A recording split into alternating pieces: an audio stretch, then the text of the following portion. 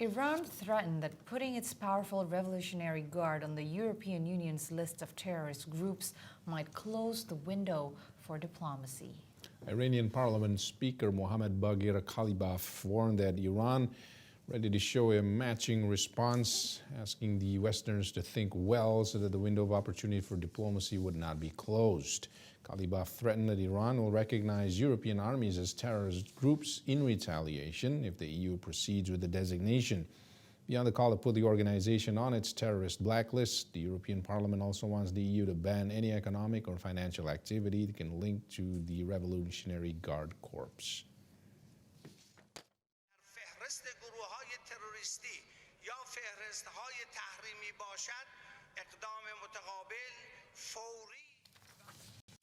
Former UK Prime Minister Boris Johnson, which now becomes UK Member of Parliament, visited Kyiv Sunday and met with Ukrainian President Volodymyr Zelenskyy. For several times, Boris Johnson makes a visit to Ukraine during the war, both as Prime Minister and since he left the office and back to Parliament. Sunday visit was unannounced and he was welcomed by President Zelenskyy and other Ukrainian ministers in Kyiv.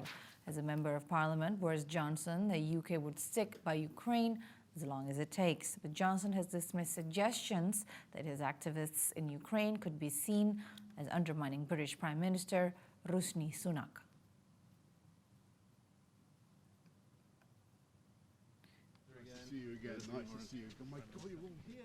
On the same day, Ukrainian Defense Minister Oleksiy Reznikov hailed the arrival of British Sea King military helicopters. He said that the British will protect seas and lands across Europe. The Westland WS-61 Sea King, the British version of the American Sikorsky S-61 helicopter, was designed for performing anti-submarine warfare missions. Earlier in November, UK Defense Ministry announced the delivery of the helicopters as well as the training of 10 Ukrainian crews.